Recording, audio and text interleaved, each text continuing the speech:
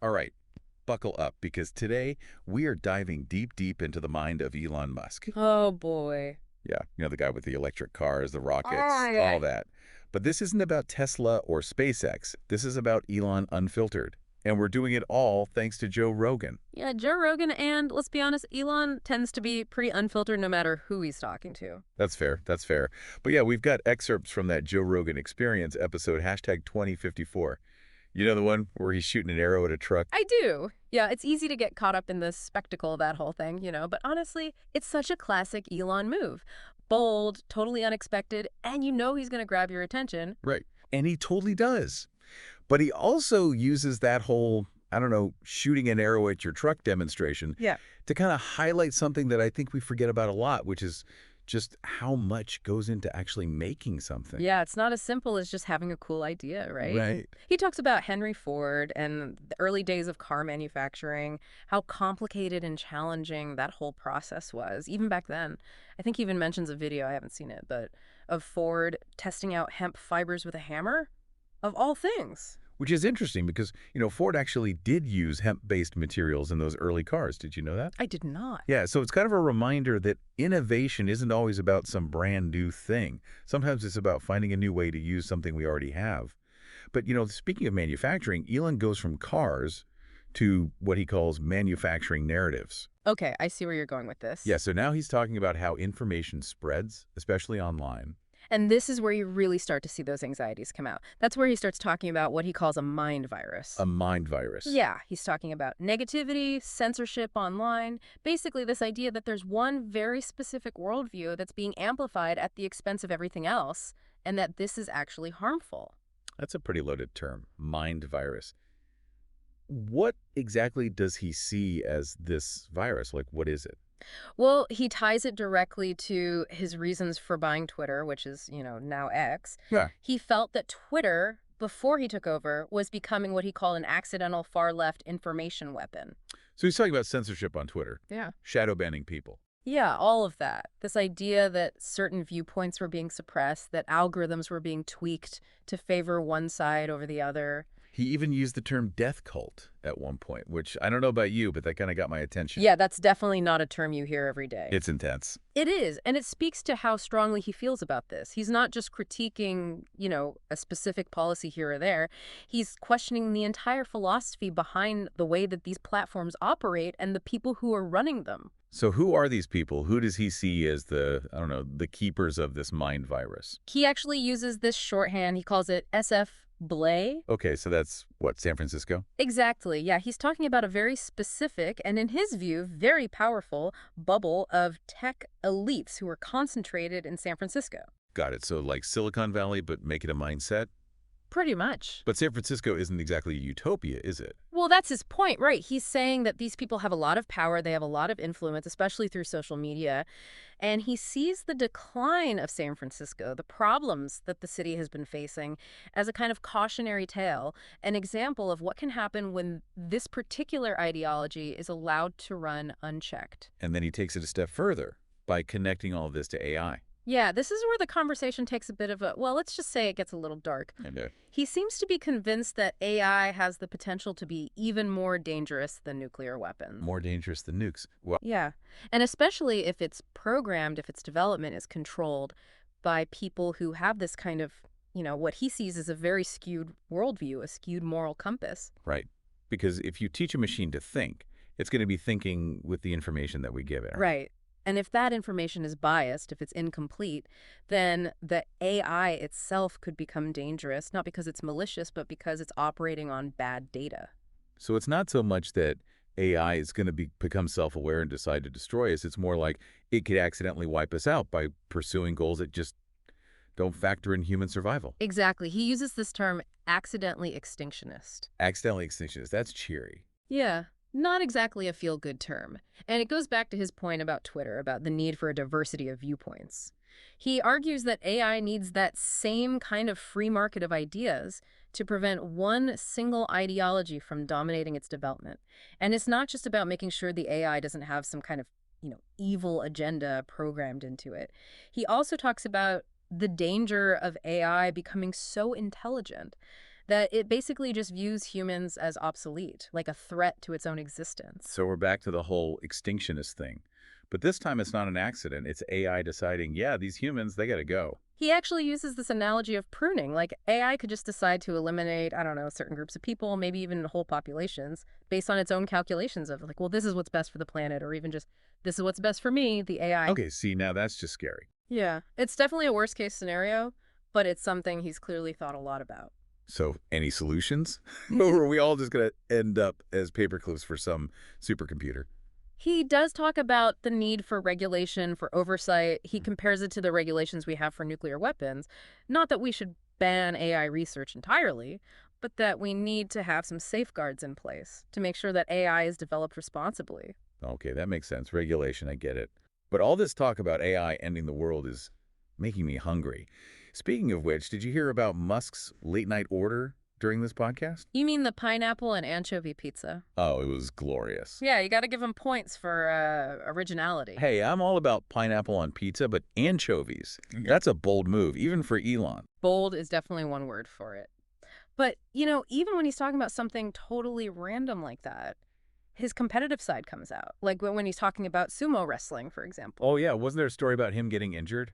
Yeah, he was telling Rogan about how he challenged a world champion sumo wrestler. Of course he did. And, Elon's not exactly built for sumo wrestling. He ends up hurting his back pretty badly. But does that stop him? No. The man just sees it as another problem to solve. Right. Like, okay, human spines are clearly flawed. How do we fix this? Only Elon Musk could go from talking about the downfall of civilization to dissecting the mechanics of a sumo wrestler's back throw. It's all connected somehow. Well, speaking of things being connected, he also goes on this whole tangent about the pharmaceutical industry. This is where things get interesting again. Because he's not just ranting about big pharma, is he?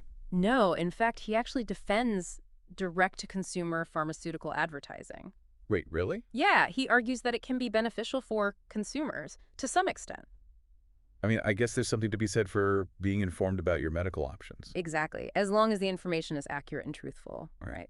Okay, so what's the problem then? He's worried about the influence of advertisers, of PR firms on the media.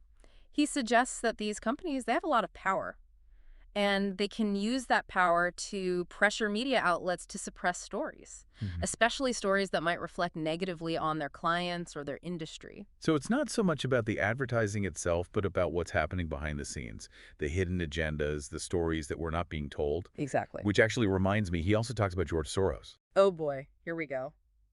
Yeah, he doesn't hold back. Not exactly. He basically accuses Soros of being this evil mastermind. Well, he does use the term boogeyman. Right, like Soros is this shadowy figure controlling everything from behind the scenes. He talks about Soros funding these district attorneys who are soft on crime, and how that's contributed to the decline of cities like San Francisco. Which is interesting because even if you don't agree with his politics, Soros is undeniably influential. Right. Like, he's a billionaire with a very specific agenda, and he's not afraid to use his money to push that agenda forward. And it's not just about Soros, is it?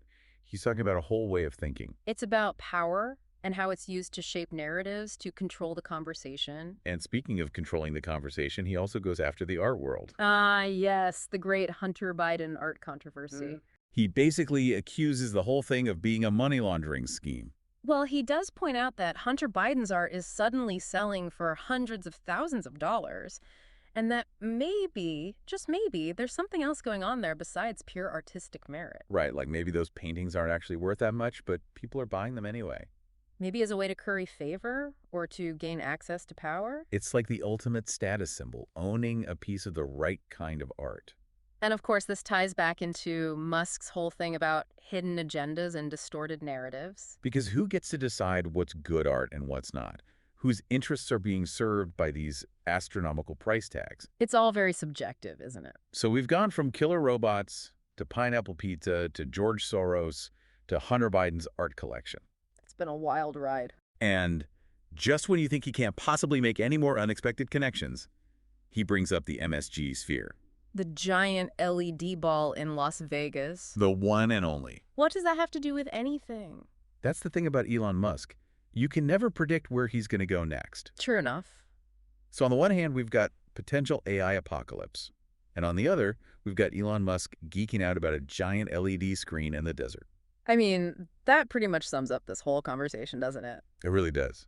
But it's more than just a cool venue, right? This MSG sphere thing. Oh, he definitely sees it as something much bigger. Okay, so what's the bigger picture then? I think it goes back to this idea of humanity at a crossroads. We're on the verge of creating technologies that could either be incredibly beneficial or incredibly destructive. He even says, he literally uses the phrase, go full-on Terminator. Terminator. Okay, so not just paper clips then. Nope. And the MSG sphere, for him, it represents that tension, that possibility. Like, on the one hand, it's this amazing feat of engineering and artistry. But on the other hand, it's also kind of a monument to our own hubris, our obsession with spectacle, our capacity for self-destruction. So now I'm picturing gladiators battling it out beneath this giant LED screen as civilization crumbles around them. As one does. But okay, all jokes aside, let's say we do manage to avoid the whole AI apocalypse scenario. What's the takeaway for the average person? Like, I'm not building spaceships or anything, so where do I fit into all of this? That's where I think his anxieties about social media are really relevant. He's worried about the way that these algorithms are already shaping our thoughts, our behaviors, whether or not AI ever becomes sentient. It's that old saying, right? If you're not paying for the product, you are the product. And in this case, the product is our attention.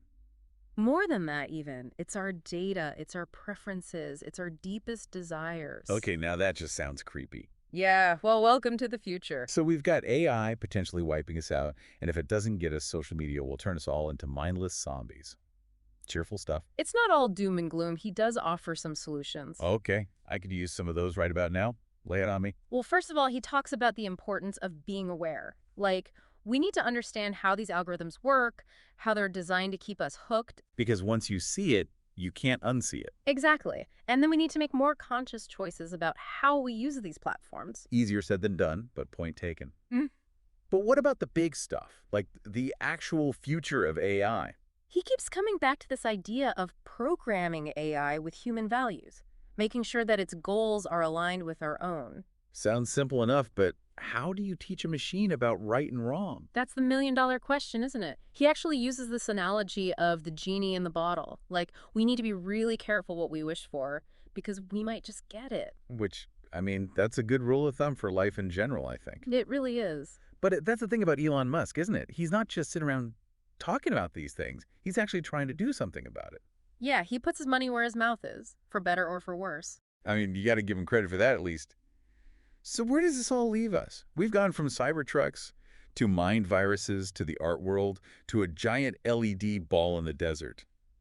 I feel like my brain is about to explode. I think that's the point. You've successfully broken my brain. It's not about having all the answers, it's about asking the right questions. So what are the right questions? Give me something to chew on after all of this. I think the biggest question is, are we paying attention? Like, really paying attention to the technologies we're creating, to the world we're building around us? Because whether we like it or not, we're all part of this experiment now. Every single one of us. And the choices we make today, those choices matter. They determine the outcome. That's a pretty good place to leave it, I think. Thanks for joining me on this deep dive into the mind of Elon Musk. It's been weird. It's been wild. And it's definitely given us a lot to think about.